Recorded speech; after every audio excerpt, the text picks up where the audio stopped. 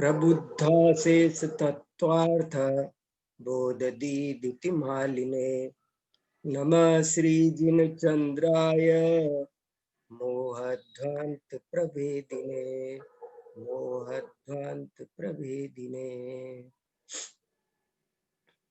हम सब आप्त परीक्षा ग्रंथ का स्वाध्याय कर रहे हैं, जिसकी रचना आज से लगभग 1200 वर्ष पहले आचार्य विद्यानंद स्वामी ने की है। और इस आप्त परीक्षा ग्रंथ में जैसा इसका नाम है, आप्त की परीक्षा। आप्त माने प्रामाणिक वक्ता, जो वीतराग हो, जो सर्वज्ञ हो, वो आप्त है। क्योंकि जिसमें राग द्वेष होगा वह आप्त नहीं हो सकता, जिसमें अज्ञान होगा वह भी आप्त नहीं हो सकता। सच्चा उपदेशक सच्ची बात वही कह सकता है जो वीतराग और सर्वज्ञ। तो वीतराग सर्वज्ञ वक्ता को आप्त कहते हैं। और उस आप्त का क्या स्वरूप है, कौन आप्त है, कौन आप्त नहीं है, इस विषय की बहुत सुंदर चर्चा चल रही है, जिसमें हम अभी तक ईश्वर परीक्षा वाला प्रकरण पूरा करके कपिल परीक्षा का प्रकरण पूरा कर चुके हैं। और अब तीसरा प्रकरण शुरू होता है, जिसका नाम है सुगत परीक्षा। सुगत परीक्षा नाम का प्रकरण अब आज प्रारंभ करते हैं। क्या है इसको समझते चलेंगे। सुगत, सुगत शब्द गौतम बुद्ध का दूसरा नाम है। बुद्ध, सुगत और तथागत, खासकर ये तीन नाम इनके चलते हैं। ये सबको, विद्यार्थियों को मालूम होना चाहिए। एक बुद्ध, एक सुगत और एक तथागत। बुद्ध के नाम पर उनके अनुयायियों को बौद्ध कहते हैं। सुगत के नाम पर उनके अनुयायियों को सौगत कहते हैं। और तथागत नाम के आधार पर उनको ताथागता इति ताथागता, ताथागता माने बौद्धहा। तो ये तीन नाम वाले एक दर्शन की अब और उसके द्वारा माने गए आप्त की परीक्षा की जा रही है। कौन है, कैसे हैं, तो देखते हैं, पढ़ते चलेंगे, बात को समझते चलेंगे। लेकिन अगर सामान्य परिचय उनका होगा तो बहुत अच्छा रहेगा।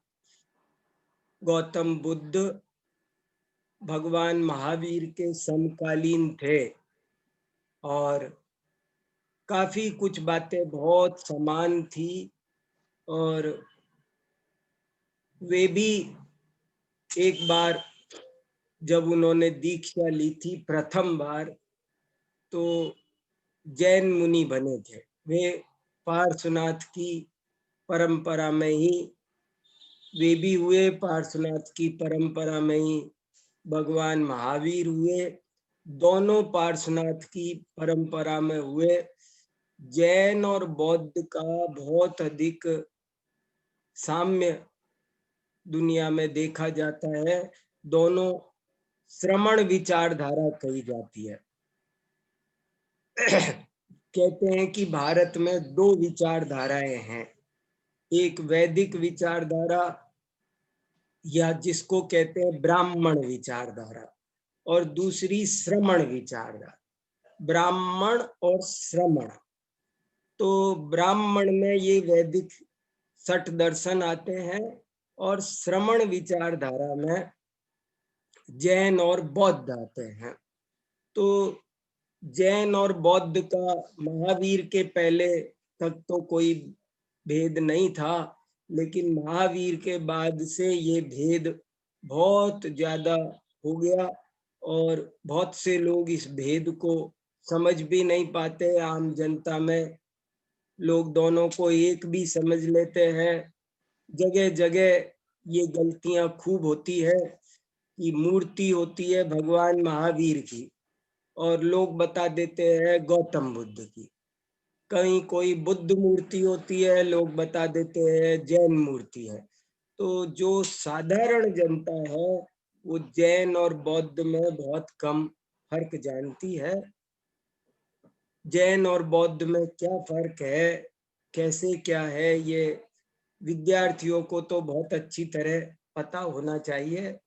एक जरा सा एक कोटेशन आपको सुनाता हूँ, बहुत आनंद आएगा। जैसे जैनों के ग्रंथों को आगम कहते हैं, ऐसे ही बौद्धों के जो मूल ग्रंथ हैं उनको पिटक कहते हैं। 3 पिटक है, सुत्त पिटक, अभिधम्म पिटक और विनय पिटक। 3 पिटक है। 3 हमारे यहाँ जैसे 12 आगम है, ऐसे उनके यहाँ ये 3 आगम है। और इन 3 आगमों में एक जगह देखो क्या लिखा है, देखो उनके ग्रंथों में क्या लिखा है वो आपको बताता हूँ।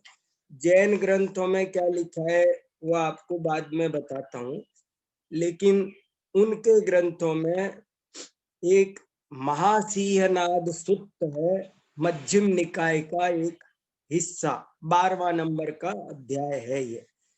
और इस पाली भाषा में ये सब लिखे हुए हैं और इसमें लिखा है, देखो ओरिजिनल थोड़ा सा 2 शब्द सुन लो।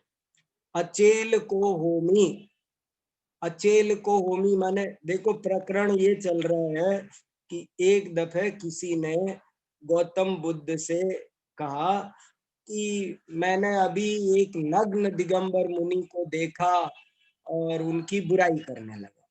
तो गौतम बुद्ध कहते हैं कि नहीं, उनकी निंदा मत करो, मैं भी पहले नग्न दिगंबर मुनि बना था और मैं वस्त्र रहित रहा, मैंने आहार अपने हाथों से किया, न लाया हुआ भोजन लिया, न अपने उद्देश्य से बना हुआ भोजन किया, न निमंत्रण से जाकर।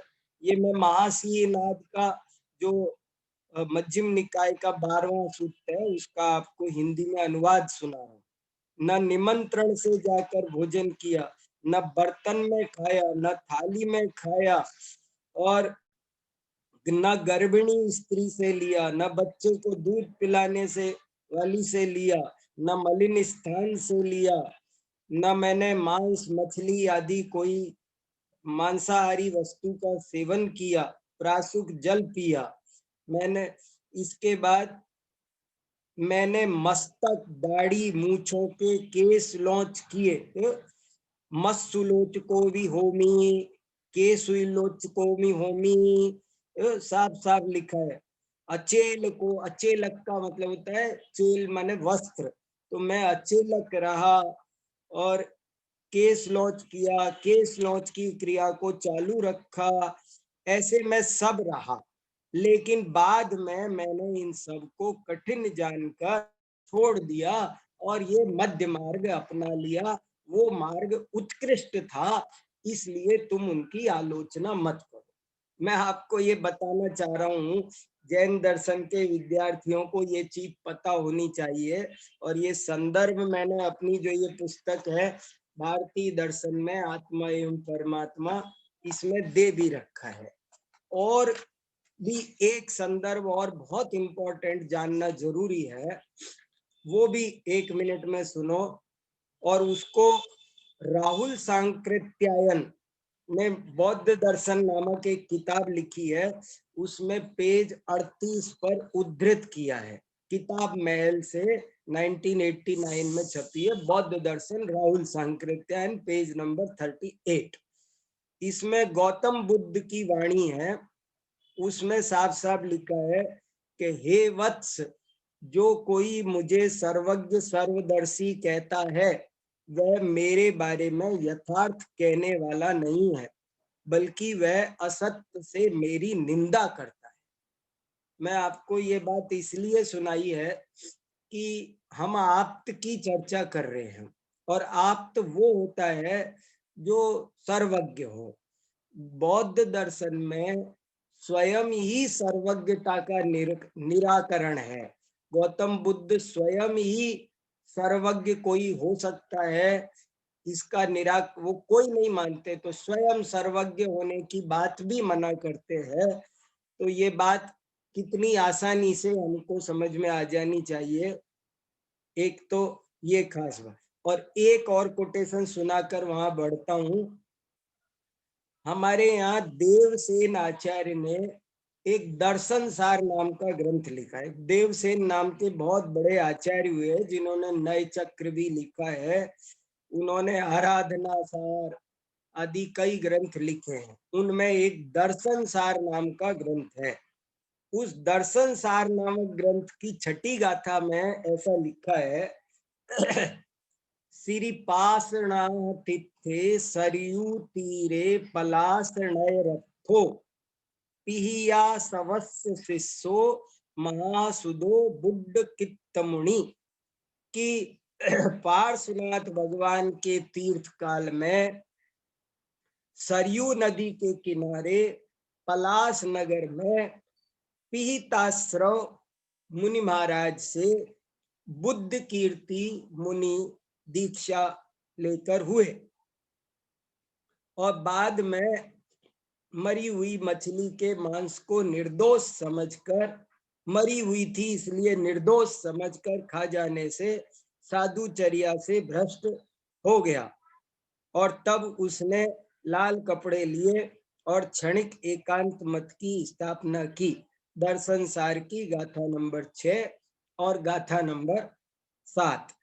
ये पिहिताश्रव माने पार्श्वनाथ भगवान का भी नाम है। श्री पार्श्वनाथ तिथे, पार्श्वनाथ भगवान के शासन काल में, और पिहिताश्रव नामक आचार्य से उन्होंने दीक्षा ली थी, निर्ग्रंथ दिगंबर दीक्षा। बुद्ध ने ये बात जैन ग्रंथ भी कह रहे हैं और बौद्ध ग्रंथ भी कह रहे हैं। माने गौतम बुद्ध मूलतः जैन थे, ये बात सिद्ध हो रही। और बाद में कैसे वे जैन मान्यता के अनुसार तो भ्रष्ट हो गए। बौद्ध मान्यता कहती है कि वो बहुत कठिन मार्ग था, इसलिए वे जो सही मार्ग मध्य मार्ग है उसमें आ गए, ऐसा वो कहते हैं।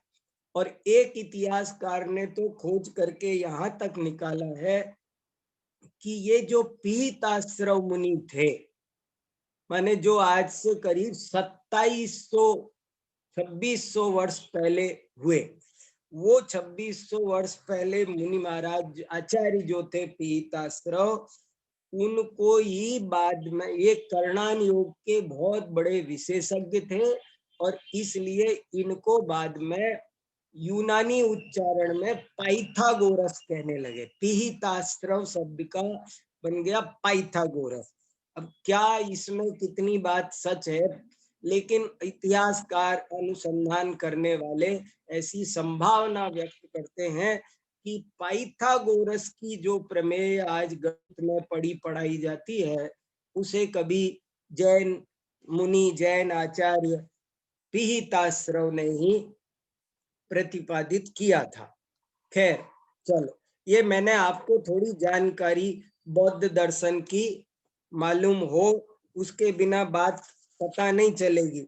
फिर बौद्धों के जो चार, जैसे जैनों के 2 संप्रदाय है, दिगंबर और श्वेतांबर, ऐसे बौद्धों के 4 संप्रदाय है, वैभाषिक, सौत्रांतिक, माध्यमिक और योगाचार। इन 4 में भी फिर थोड़ा थोड़ा मामूली अंतर पड़ जाता है।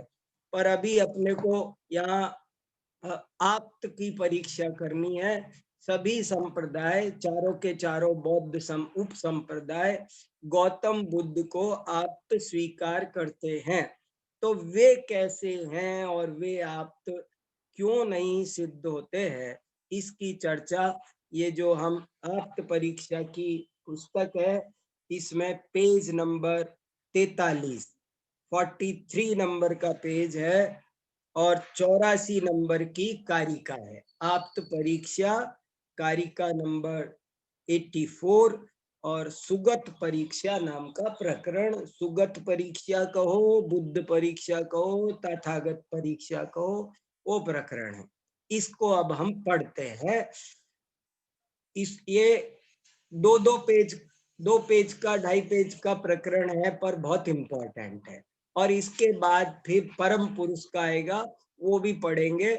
ये छोटे हैं क्योंकि मैंने बहुत सारी बात को शॉर्ट में लिख दिया है, इसलिए हम थोड़ा इसको पूरा पढ़ लेते हैं। देखिए, नैयायिक, वैशेषिक और सांख्य, इन तीनों का निराकरण करने के बाद अब बौद्धाभिमत आप्त का निराकरण करते हैं। यथा सुगतोपि न निर्वाण मार्गस्य प्रतिपादक विश्व तत्वज्ञता पाया तत्वतः कपिल आदि की तरह, जैसे हमने कपिल का निराकरण किया, ऐसे ही सुगत भी निर्वाण मार्ग का प्रतिपादक सिद्ध नहीं होता है, क्योंकि उसमें विश्व तत्वज्ञता का अपाय है। तत्वतः माने रियली, वास्तव में सर्वज्ञता उनमें नहीं पाई जाती है। ये वास्तव में क्या मतलब हुआ? परमार्थतः। परमार्थतः माने निश्चयतः। बौद्ध परंपरा में भी जैसे हमारे यहाँ 2 नए चलते हैं, निश्चय व्यवहार, ऐसे वहां पर व्यावहारिक को समवृत्ति कहते हैं। समवृत्ति से कोई चीज मानते हैं। उनका कहना है कि निश्चय से तो सब कुछ क्षणिक है, लेकिन समवृत्ति से, उपचार से, व्यवहार से और बात भी कही जाती है। तो उसके लिए कहा कि तुम्हारे यहाँ जो सर्वज्ञ है वो परमार्थतः सिद्ध नहीं होता है। अर्थ, सुगत भी मोक्ष मार्ग का प्रतिपादक नहीं है, क्योंकि उसके भी कपिलादि की तरह परमार्थतः सर्वज्ञता का अभाव कहा गया है। खुद ही कह रहे हैं, हमको ज्यादा समझाने की जरूरत नहीं है। संवृत्त्या विश्व तत्वज्ञ श्रेयो मार्गोपदेश्यपि बुद्धो वन्द्यो न तु स्वप्न तादृक् इत्यज्ञ चेष्टितम्। क्या कह रहे हैं? संवृत्त्या, संवृत्त्या का मतलब होता है संवृत्ति से। संवृत्ति माने उपचार से, व्यवहार से, ऐसे ही काल्पनिक ढंग से।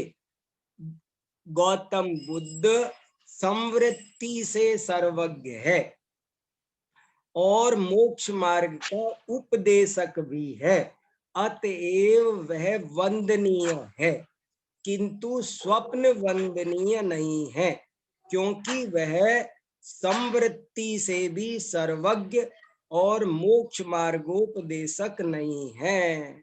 यदि ऐसा कहा जाए तो यह कथन भी अज्ञानता पूर्ण है। देखो कैसे वो जो चीज संवृत्ति से, व्यवहार भी निश्चय के बिना बनता नहीं है, ये बात यहाँ सिद्ध हो। और यहाँ एक खास बात ये है कि देखो, जो कर्ता धर्ता मानने वाला न्याय वैशेषिक दर्शन था वो तो कहीं रह गया, लेकिन इनमें वो तत्व की भूल पाई जा रही है। इसलिए वो कह रहे हैं कि संवृत्ति से भी सर्वज्ञ सिद्ध नहीं हो सकता। वो कैसे नहीं हो सकता? क्योंकि परमार्थ के बिना संवृत्ति भी नहीं बनती है। हमें ये पॉइंट अच्छे से समझ, इसमें जो अंडरलाइन करके और समझने लायक पॉइंट है वो ये है, परमार्थ के बिना संवृत्ति भी नहीं बन। और उदाहरण बहुत अच्छा दिया स्वप्न का, कि जो स्वप्न में हमने जो चीज देखी है वो यद्यपि सत्य नहीं है, स्वप्न में देखा, लेकिन सत्य नहीं होती तो स्वप्न में भी नहीं होती। ये थोड़ा चिंतन का विषय है, थोड़ी बारीक बात है, सूक्ष्म बात है बहुत।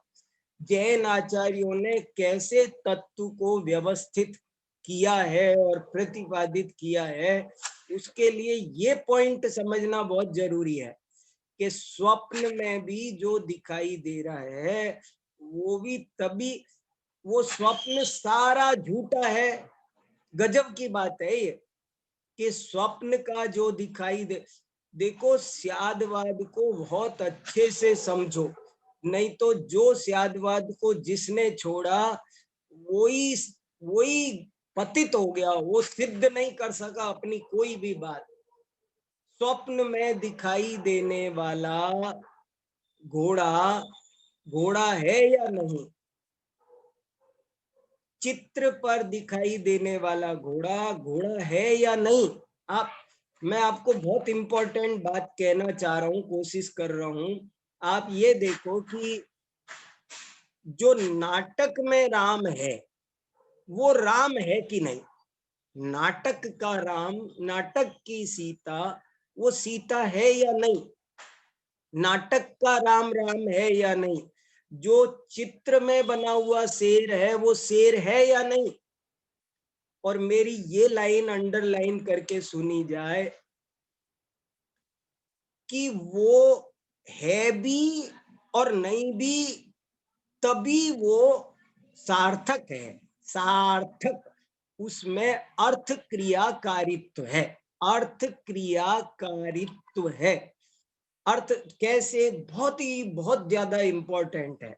जैसे चित्र में जो घोड़ा बना है वो घोड़ा होना भी चाहिए और नहीं भी होना चाहिए, तभी उस चित्र का महत्व है, तभी उस चित्र की सार्थकता है, अर्थवत्ता है। नहीं तो उसकी अर्थवत्ता भी नहीं। यदि वो चित्र का घोड़ा, यदि सचमुच चित्र हो, सचमुच घोड़ा होता तो फिर चित्र कला कहाँ रही, उस कला की वैल्यू तो खत्म हो गई, हो तो ओरिजिनल घोड़ा है। और यदि वो नहीं है तो भी चित्रकला महत्वहीन रह गई। जो नाटक में राम है वो राम होना भी चाहिए और नहीं भी होना चाहिए। यदि वो सर्वथा राम है तो भी आप उसे नाटक नहीं कह सकते, यदि वो नहीं है सर्वथा तो भी आप उसे नाटक नहीं कह। कैसी गजब की बात है। फिर सुनना, नाटक में दिखाई देने वाला राम, सीता, रावण, ये यदि सर्वथा राम सीता रावण है ही सर्वथा है, तो नाटक ही नाम नहीं पड़ता। और यदि वे सर्वथा नहीं है तो भी नाटक नहीं। नाटक की सत्ता, नाटक की अर्थवत्ता, नाटक की अर्थ क्रियाकारिता इस बात पर निर्भर करती है कि वो हो भी और नहीं भी हो। स्वप्न में दिखाई देने वाला घोड़ा घोड़ा भी हो और नहीं भी हो, चित्र में दिखाई देने वाला घोड़ा घोड़ा हो भी और नहीं भी हो, तभी वो चित्र है, तभी वो स्वप्न है, तभी वो। तो बिना, ये कितनी ऊंची बात आई है, बिना परमार्थ के संवृत्ति भी नहीं हो सकती। देखो, एक होता है रियल मामा, एक होता है उपचार मामा। मेरे जो मामा हैं सगे, मेरे मम्मी के भाई, वे तो रियल मामा हैं। और वो जो हमारे मामा जी के गांव में उनके जो सैकड़ों दोस्त हैं, पड़ोसी हैं, वे सब भी मामा हैं। लेकिन कब रियल मामा है तो उपचार मामा बनता है, और रियल मामा नहीं है तो उपचार मामा नहीं बनता। आप बौद्धों की इस अवधारणा को ठीक से समझो। बौद्ध क्या कहते हैं कि परमार्थ तय तो वस्तु क्षणिक ही है, लेकिन संवृत्ति से, संवृत्ति माने अपनी भाषा में कह दो व्यवहार से, कल्पना से, उपचार से, तो वो कहते हैं कि ऐसे ही बौद्ध दर्शन कहता है वास्तव में सर्वज्ञ कोई होता नहीं, हो नहीं सकता, लेकिन वो कहते हैं कि नहीं, उपचार से है, व्यवहार से सर्वज्ञ है। अब इन सब बातों को यदि हम गहराई से समझेंगे तो अपन भी तत्व प्रतिपादन में समझने में स्खलित नहीं होंगे, नहीं तो दिक्कत आएगी बहुत। देखो आगे पढ़ता हूं, बहुत अच्छा प्रकरण है। गौतम बुद्ध संवृत्ति से सर्वज्ञ है और मोक्ष मार्ग का उपदेशक भी है, अतएव वह वंदनीय है, किंतु स्वप्न वंदनीय नहीं है, क्योंकि वह संवृत्ति से भी सर्वज्ञ और मोक्ष मार्गोपदेशक नहीं है। यदि ऐसा कहा जाए तो यह कथन भी अज्ञानता पूर्ण है। यत्तु संवेदनाद्वैतम पुरुषाद्वैत वन्नतत् सिद्धेत स्वतोन्यतो वापि प्रमाणात् स्वेष्ट हानितः। तथा जो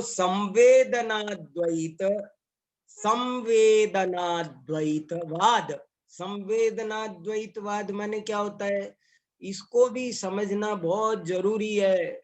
ये दूसरों की बात नहीं है भैया। बौद्ध ऐसा मानते हैं, अद्वैत वाले वेदांती ऐसा मानते हैं, ये सब अपने अंदर छुपी हुई मान्यताएं हैं, मिथ्या मान्यताएं। ये हमारा अपना परिशोधन चल रहा है। संवेदनाद्वैत, संवेदनाद्वैत का क्या मतलब हुआ? संवेदन शब्द ज्ञान का पर्यायवाची है। ज्ञानाद्वैत, संवेदनाद्वैत का मतलब है ज्ञानाद्वैत। ज्ञानाद्वैत का, अद्वैत का मतलब है, अद्वैत माने एक, द्वैत माने दो, और अद्वैत माने दो नहीं, एक ही है। संवेदनाद्वैत नामक विचारधारा, जिसका नाम विज्ञानाद्वैत, ज्ञानाद्वैत, ये अनेक नाम है उसके, और वो विचारधारा ये कहती है, देखो सोचो, थोड़ी देर उनके ऊपर खड़े रह करके सोचना पड़ेगा।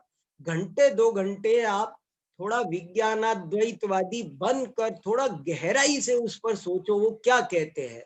वो ये कहते हैं कि इस दुनिया में, इस विश्व में कुछ नहीं है, केवल ज्ञान है, केवल विज्ञान है, केवल संवेदन है, और कुछ नहीं है। मैंने जो कुछ मुझे कुर्सी टेबल ये दिखाई दे रही है ना, ये सब वास्तविक नहीं है, ये तो मुझे सिर्फ दिखाई दे रही है, वो वास्तव में नहीं है।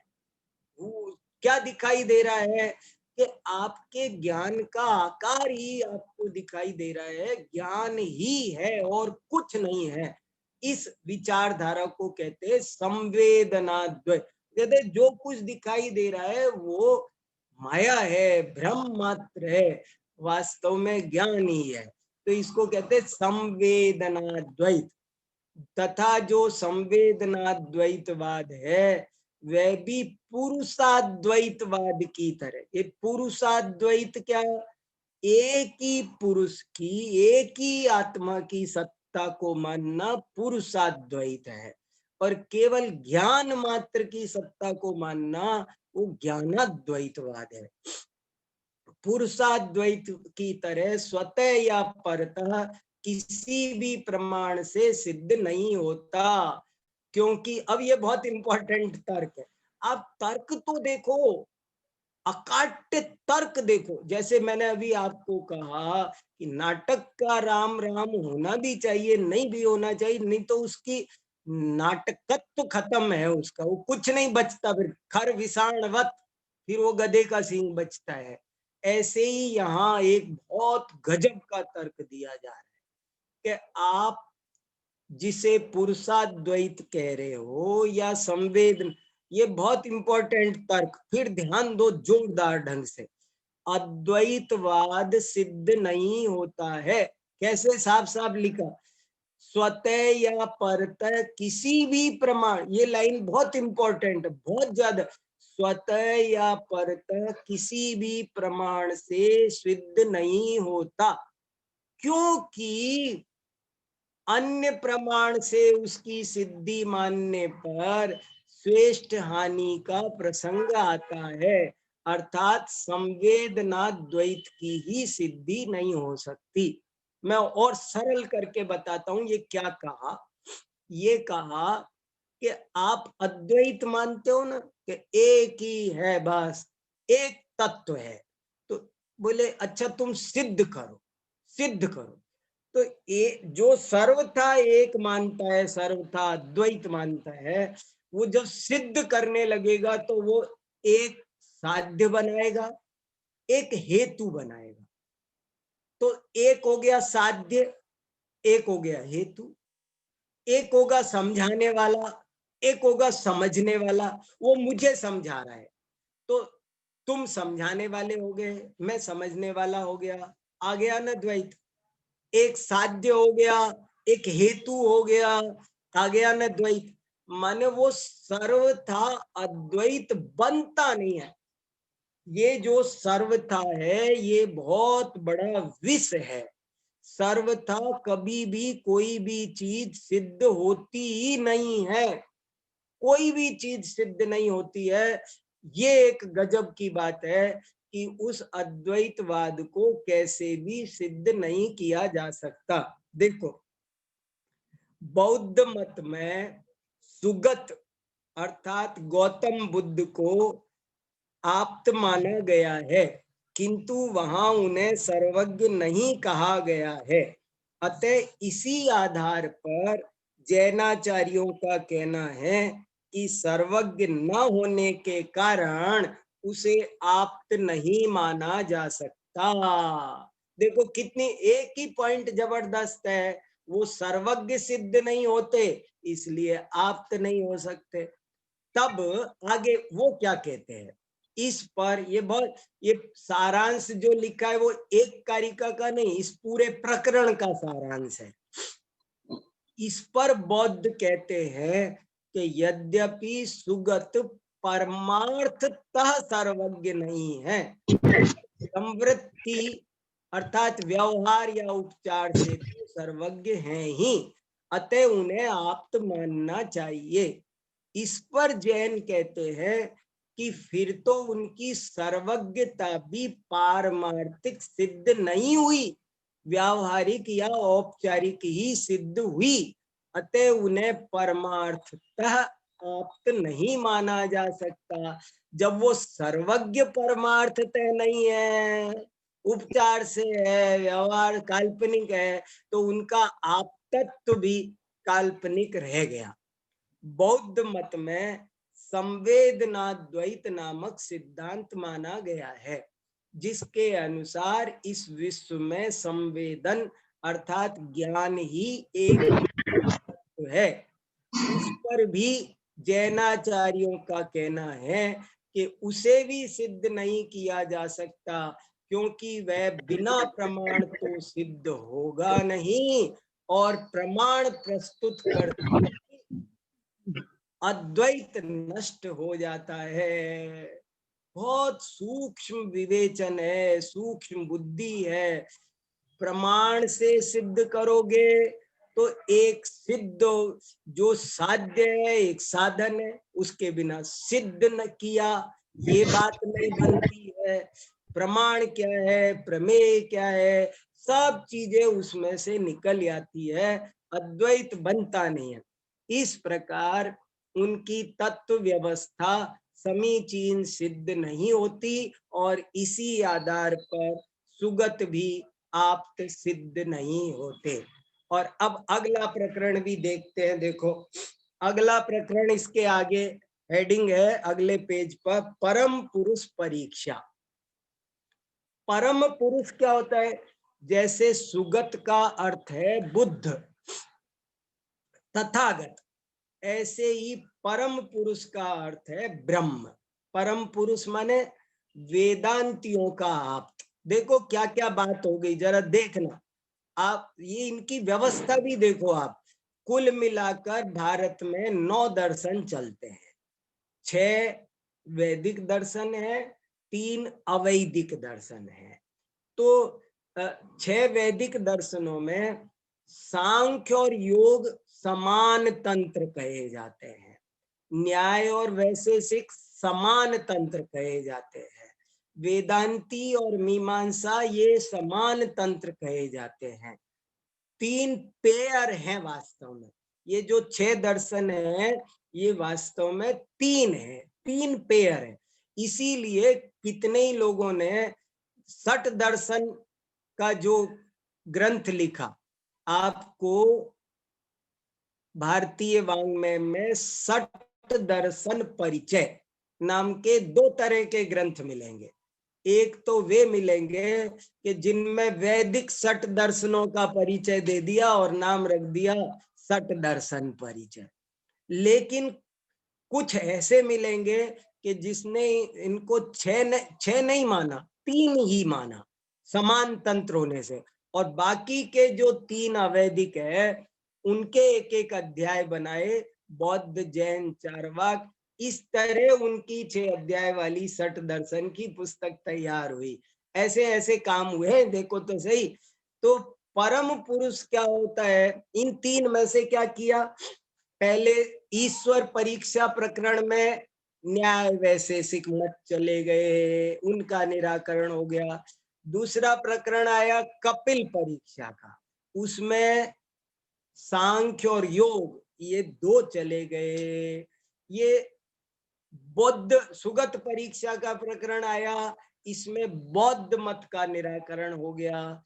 चारवाक आप्त को मानते ही नहीं है, वो भी हो गए। बचे वेदांत और मीमांसा। वेदांत को उत्तर मीमांसा कह देते, ये दोनों इतने समान हैं कि वेदांत को उत्तर मीमांसा कहते हैं और मीमांसा को पूर्व वेदांत कह देते हैं, इतने ये मिले जुले हैं दोनों। और इन दोनों का जो आप्त है उसको कहते हैं ब्रह्म। ब्रह्मवादी ये लोग हैं, ब्रह्म को ही आप्त मानते हैं, ब्रह्मा नहीं, ब्रह्म। ब्रह्म अलग चीज है, ब्रह्मा अलग है। वो कहते ब्रह्मा तो वो बाद में अन्य देवी देवताओं में है, ये उसको नहीं मानते। ये अद्वैतवादी हैं। एकमेव अद्वितीयम ब्रह्म नेह नानास्ति कश्चन आरामम तस्य पश्यन्ति न तम पश्यन्ति कश्चन। ये उनका प्रसिद्ध श्लोक है। क्या? एकमेवाद्वितीयम ब्रह्म, के इस विश्व में एक अद्वितीय, एक अद्वैत ब्रह्म की ही सत्ता है और किसी की सत्ता नहीं है। ऐसा अद्वैत ब्रह्म वाले, बाकी जो सब कुछ है वो उसका आरामम तस्य पर, वो सब उसके आराम है, उसके सब आराम माने या रेस्ट नहीं, आराम माने ये उसी के प्रतिफलन है, प्रतिबिंब। जैसे चंद्रमा एक है और 100 बर्तनों में पानी रखा हो तो उसका प्रतिबिंब जैसे झलकता है, ऐसे ये सब वस्तुएं उसी का प्रतिबिंब मात्र है, ऐसा वेदांतियों का, मीमांसकों का कहना है। तो इसमें, इस प्रकरण में उनका निराकरण और पढ़ते हैं तब सब दर्शनों का निराकरण हो जाएगा। और अगले प्रकरण से फिर जैनाभिमत आप्त के स्वरूप की चर्चा होगी, अरहत मत की चर्चा होगी। देखो क्या कहते, पढ़ते हैं पेज नंबर 45। यहाँ परम पुरुष का अर्थ है ब्रह्म, यहाँ परम पुरुष का अर्थ है ब्रह्म। इसे वेदांती आप्त के रूप में स्वीकार करते हैं। पूर्व में नैयायिक, वैशेषिक, सांख्य और बौद्ध द्वारा मान्य आप्त के आप्तत्व का निराकरण किया जा चुका है। अब वेदांताभिमत परम पुरुष या ब्रह्म के भी आप्तत्व का निराकरण करते हैं। ये ब्रह्म अलग है, बस इतना याद रखना, वो ब्रह्मा विष्णु महेश वाला ब्रह्मा नहीं है, ये अलग ब्रह्म है। सभी देवताओं के ऊपर वो कहते हैं एक ही शक्ति है, वही मूल है, वही सब कुछ है, और उसी का दूसरा नाम वो परम पुरुष कहते हैं। यद्यपि आप्त परीक्षा ग्रंथ में मूल में एक भी कारिका परम पुरुष या ब्रह्म के आप तत्व निराकरण की अलग से नहीं प्राप्त होती, किंतु 86वीं कारिका में विज्ञानाद्वैतवादी बौद्धों का निराकरण किया गया था और वेदांत मत उसी से मिलता जुलता है। अतः आचार्य देव माने आचार्य विद्यानंद स्वामी ने उसी कारिका की स्वपज्ञ टीका में, स्वपज्ञ स्वयं बनाई हुई टीका में इस प्रकरण, जिसका नाम क्या है, आप्त परीक्षा अलंकृति, उस स्वपज्ञ टीका में इस प्रकरण को उठाकर प्रस्तुत कर दिया है। इसका संक्षिप्त सारांश इस प्रकार है, वो कई पेज में संस्कृत में है, गूढ़ गंभीर है, हमने उसका सारांश यहाँ लिखा है। देखो, परम पुरुष या ब्रह्म का जैसा वर्णन आप करते हैं वैसा युक्ति से समीचीन सिद्ध नहीं होता है। यथा कैसे सिद्ध नहीं होता है? देखो, आप कहते हैं कि परम पुरुष प्रतिभास सामान्य चैतन्य स्वरूप है और वही पारमार्थिक है, क्योंकि देश काल व आकार का भेद होने पर भी प्रतिभास सामान्य का कभी कहीं अभाव नहीं होता। ये पैराग्राफ बहुत इंपॉर्टेंट है, वेदांत फिलॉसफी पूरी इस एक पैराग्राफ में आ गई। हमें बहुत, वो क्या कहा, परम पुरुष वो प्रतिभास सामान्य चैतन्य रूप पारमार्थिक एक है और देश का, काल का, आकार का भेद हो, पर वो जो ओरिजिनल है वो सामान्य है, उसका अभाव नहीं होता। वैसे ही जैसे मैं अभी उदाहरण दे रहा था ना, मान लो एक चंद्रमा एक है, लेकिन कोई कटोरी है, कोई गिलास है, कहीं बाल्टी है, कहीं भगोना है, अलग अलग साइज के भी हो सकते हैं, लेकिन उनके साइज, उनके काल, उनके आकार में भेद होने, ऐसे ही वो कहते हैं वो ब्रह्म एक है, लेकिन वही ब्रह्म हमको कहीं घड़ी रूप में दिखाई दे रहा है, कहीं रूमाल रूप में दिखाई दे रहा है, कहीं हमें मनुष्य, घोड़ा, गधा, जाने क्या क्या कितनी चीजों के रूप में दिखाई दे रहा है, पर है वो एक है, सामान्य है। बहुत ध्यान देना, वो सामान्य है, एक है, प्रतिभास सामान्य है, वो ही पारमार्थिक है, वो ही रियल है। जरा सी चूक हमसे हो गई तो बहुत बड़ी गलती हो जाएगी, हम भी तत्व को समझने में ऐसी भूल कर देते हैं। देखो, अब जैनों का उत्तर सुनो, वो क्या कहते, किंतु हम आपसे पूछते हैं, वेदांतियों ने जो कहा वो आपने सुन लिया, किंतु हम आपसे पूछते हैं कि यह जो प्रतिभा सामान्य है, वेरी वेरी इंपॉर्टेंट बात, वह समस्त प्रतिभास विशेषों से रहित है या सहित है? देखो, फंस गया ना वो, जिसे तुम प्रतिभास सामान्य कह रहे हो, वो प्रतिभास विशेषों से रहित है या सहित है? पहला पक्ष तो असिद्ध है, क्योंकि समस्त प्रतिभास विशेषों से रहित प्रतिभास सामान्य का अनुभव नहीं होता, किसी प्रतिभास विशेष से सहित ही प्रतिभास सामान्य का अनुभव होता है।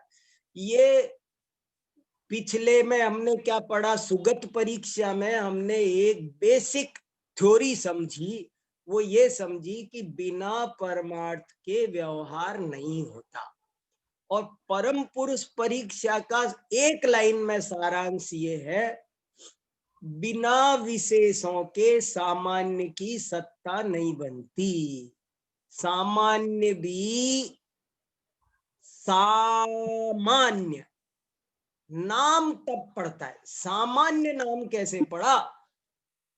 अनेक विशेषों में एकता का नाम ही तो सामान्य है। देखो गजब की बात है ये भैया, अनेक अनेक में एकता का नाम समानता है। तो जब अनेकता ही नहीं है तो समानता भी नहीं। समंत भद्राचार्य ने आप स्वयंभू स्तोत्र में ये बात जगह जगह लिखी है कि अगर आप एक पक्ष का लोप करेंगे तो दूसरे का ऑटोमेटिक हो जाएगा। अगर आप नित्य नहीं मानते हैं तो आप अनित्य भी नहीं मान सकते हैं। यदि आप अनित्य नहीं मानते हैं तो आप नित्य भी नहीं। यदि आप दुख नहीं मानते हैं, इस दुनिया में दुख कुछ नहीं है, तो आप सुख भी नहीं मान सकते। अगर आप सुख नहीं मानते तो दुख भी नहीं मान। अगर आप दिन नहीं मानते तो रात। यदि पिता नहीं है तो पुत्र कैसे, पुत्र नहीं है तो पिता कैसे। कोई कहे मैं पुत्र नहीं मानता, पिता मानता हूं। पिता तो पुत्र की वजह। ये बहुत गहरी और बहुत इम्पोर्टेंट चर्चा है। देखो पढ़ते हैं, गजब की बात है ये भैया। कैसे, एक श्लोक और सुनाऊंगा, समय मिला तो देखना। अभी पढ़ते हैं। हमारे साथ भाई साहब अभय जी भी हैं क्या आज? उनका भी हम सुनेंगे क्या थोड़ा? शुभम जी, शुभम जी, अभय जी भी हैं क्या हमारे साथ में? नहीं जुड़े भाई साहब आज। अच्छा, आज नहीं जुड़ पाए वो। हम उनको भी सुनते हैं ना, हर बार थोड़ा थोड़ा बहुत अच्छा सुनाते हैं। मैंने सोचा वो हो तो मैं आपको बहुत इम्पोर्टेंट बात बता रहा हूँ। देखो सुनो, हमारे पास में 10 मिनट बचे हैं। मैं एक बहुत जरूरी, कितना मन लगा के समझने की गहराई से बात है। क्या कह रहा हूँ, फिर मेरी लाइन ये नोट कर ली जाए, अंडरलाइन कर ली जाए। पिछले सुगत परीक्षा का सारांश एक लाइन में, बिना निश्चय के व्यवहार नहीं होता। ये इंपॉर्टेंट थ्योरी हमने पढ़ी। और कोई बात नहीं, कोई बात नहीं। और इसमें जो परम पुरुष परीक्षा की जो थ्योरी है वो बहुत इंपॉर्टेंट है। परम पुरुष परीक्षा की थ्योरी कह रही है बिना विशेष के सामान्य नहीं बनता।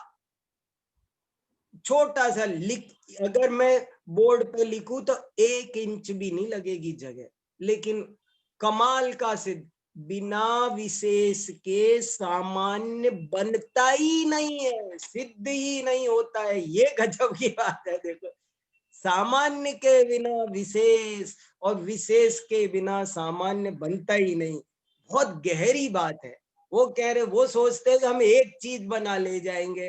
कैसे बनाओगे तुम? परम पुरुष में तुम सामान्य की सत्ता घटित कर रहे हो, विशेष को माने बिना। विशेषों में से ही तो सामान्य बनेगा भाई। अनेक पर्यायों में व्याप्त होने वाला ही तो द्रव्य है। कैसी द्रव्य गुण पर्याय की थ्योरी समझना बहुत जरूरी है। मैं तो इस निष्कर्ष पर पहुंचा हूं, जो द्रव्य गुण पर्याय की थ्योरी को ठीक से नहीं समझता वो कोई चीज समझ नहीं पाएगा, क्लियर ही सिद्धि नहीं होगी। देखो आगे और पढ़ता हूं जरा सा। और भी हम आपसे पूछते हैं, और भी हम पूछते हैं कि प्रतिभास सामान्य, हा क्या गजब तर्क है। और भी हम पूछते हैं कि प्रतिभास सामान्य सामान्य रूप है अथवा द्रव्य रूप है। यदि पहला पक्ष स्वीकार करें तो वह सत्ता रूपी ही है, क्योंकि प्रतिभास सामान्य ही पर सामान्य रूप से व्यवस्थित। या द्रव्य का मतलब प्रत्येक अलग, हमारा द्रव्य नहीं, वो जो पर्यायों में व्याप्त एक द्रव्य का मतलब एक एक वस्तु, ये घड़ी, चश्मा, कागज, पेपर, वो कैसे है। और देखो जरा सा, तात्पर्य यह है कि प्रतिभास मैं इस प्रकरण को पूरा करना चाह रहा हूं आज, फिर अगली बार से हम अरत परीक्षा प्रारंभ करेंगे। तात्पर्य यह है कि प्रतिभास सामान्य ही सत्ता या पर सामान्य रूप है, और सामान्य बिना विशेषों के बन नहीं सकता। ये अंडरलाइन है, ये सामान्य बिना विशेषों के बन नहीं सकता। क्रांतिकारी वाक्य है, जैन दर्शन का सारांश इसमें भरा पड़ा, अमृत है इसमें। सामान्य बिना विशेषों के बन नहीं सकता, अतएव द्वैत का प्रसंग प्राप्त होता है। इस प्रकार यह स्पष्ट हुआ कि प्रतिभास सामान्य भी प्रतिभास विशेष के बिना सिद्ध नहीं होता, और ऐसी स्थिति में प्रतिभासाद्वैत या विज्ञानाद्वैत या संवेदनाद्वैत भी सिद्ध नहीं होता। अरे जब देखो, सोने की पर्याय, वो कहते हैं ना, मुझे ना अंगूठी भी नहीं चाहिए, चेन भी नहीं चाहिए, मुकुट भी नहीं चाहिए, मुझे बिस्किट भी नहीं चाहिए, मुझे सोना चाहिए। तो मिल सकता है क्या बताओ?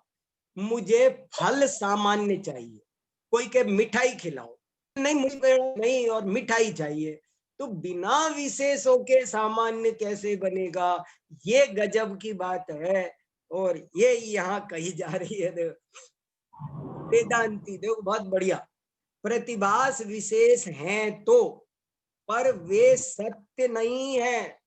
अब देखो, जब देखो हिल गई उसकी चूल, वो कह रहा है, जब जैन आचार्यों ने कहा बिना विशेष के सामान्य की सत्ता बनती नहीं भाई, तो कह रहा है आप जानते हैं वेदांतियों में दो तरह की विचारधारा चलती है, एक अद्वैत वेदांत कहलाते हैं, एक विशिष्टाद्वैत वेदांत कहलाते हैं।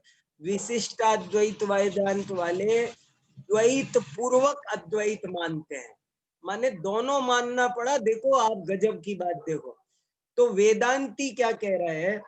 प्रतिभास विशेष हैं तो, पर वे सत्य नहीं है, पारमार्थिक नहीं है। जैन वो औपचारिक है, वैसी बौद्धों जैसी बात करेगा। जैन ऐसा भी नहीं कह सकते, क्योंकि इस तरह तो फिर प्रतिभास सामान्य भी पारमार्थिक नहीं सिद्ध होगा। पुनश्च ज्ञानाद्वैत को मानने पर ज्ञान ही ज्ञेय रूप भी प्राप्त होगा, है ना? ज्ञानाद्वैत को मानने पर ज्ञान कितना बढ़िया है। ये और भी एक नया और गजब का तर्क आया, बहुत गजब का तर्क आया। ज्ञानाद्वैत बहुत बारीक बातें हैं, बहुत अच्छी बातें हैं भैया, ये तोता मैना का किस्सा नहीं, ये बहुत ज्ञान की गहरी बातें हैं। तत्व निर्णय करके मुक्ति प्राप्त कर लेना कोई आसान काम नहीं है। देखो देखो कितनी बढ़िया, ज्ञानाद्वैत को मानने पर ज्ञान ही ज्ञेय रूप भी प्राप्त होगा, और ऐसी स्थिति में पुरुषाद्वैत के स्थान पर ज्ञेयाद्वैत सिद्ध हो जाएगा। क्या गजब का तर्क है! जैन आचार्यों की तर्क क्षमता तो देखो, कि जो तुमने कहा, देखो सुनना क्या कहा, ज्ञेयाद्वैत कैसे बना? तुमने क्या कहा कि इस दुनिया में ज्ञान ही ज्ञान है, इसका मतलब तुमने जाना, तो वो जाना तो ज्ञेय बन गया ना, तो ज्ञानाद्वैत में ज्ञेयाद्वैत भी आ गया, और जब ज्ञान आ गया, ज्ञान के बिना ज्ञेय नहीं बनेगा, ज्ञेय के बिना ज्ञान नहीं बनेगा। हाँ, ये बहुत ऊंची बात चल रही है भाई, किसी को कठिन लग रही हो, किसी को क्या, लेकिन देखो जैन दर्शन कितना बड़ा विज्ञान है, कैसी अद्भुत सुंदर व्यवस्था बना के चल रहा है। ज्ञान के बिना ज्ञेय नहीं बनता, ज्ञेय के बिना ज्ञान नहीं बनता, सुख के बिना दुख नहीं, दिन के बिना रात नहीं, नित्य के बिना अनित्य नहीं, एक के बिना अनेक नहीं, कैसे बनेगा? पिता के बिना, कोई के मैं पति हूं, पत्नी नाम की कोई चीज नहीं मानता, अरे पति है तो किसी पत्नी का, स्त्री है तो पुरुष, सब अंधेरा है तो उजाला है। एक बहुत अच्छा श्लोक हमारे आचार्यों ने लिखा है, बहुत गजब का। एकोदरा पृथक ग्रीवा अन्योन्य फल भक्षिण असहंता तम विनश्यन्ति भारुंडा विपक्षिण।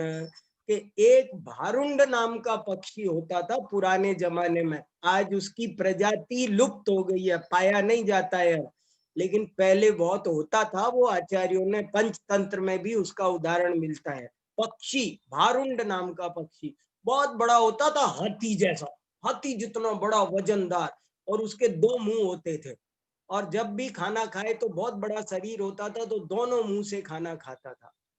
एक बार उसके दोनों मुंह में झगड़ा हो गया आपस में ही। एक मुंह दूसरे मुंह से कहने लगा, तू ज्यादा खाना खा रहा है, मुझे कम खाने दे रहा है, ले मैं तुझे जहर खिलाता हूं। और एक मुंह ने दूसरे मुंह को जहर खिला दिया, क्या सोचकर कि वो मर जाएगा। लेकिन वो नहीं मरा, वो क्या मरा, वो भी खुद भी मर गया। कहने का मतलब ये, आप समझे ना मैं क्या उदाहरण हुआ, कि वो समझता है कि हम इस मुंह को मार रहे हैं, मैं बच जाऊंगा। अरे वो तुम नित्यता को नष्ट करोगे तो अनित्यता भी नष्ट हो जाएगी, द्वैत को नष्ट करोगे तो अद्वैत भी नष्ट हो जाएगा। इस बात पर आप गहराई से चिंतन करेंगे तब आपको माल मिलेगा। देखो कितनी, जरा सा 2 लाइन और बची है, उसको पूरा करते हैं। ज्ञान के अभाव में ज्ञेय कैसे सिद्ध होगा, ज्ञेय के अभाव में भी ज्ञान कैसे सिद्ध होगा। देखो अकेले ज्ञेय ही ज्ञेय मानो, नहीं पॉसिबल है। ज्ञान ज्ञेय का अविनाभाव है, ज्ञान है तो ज्ञेय है, ज्ञेय है तो ज्ञान है।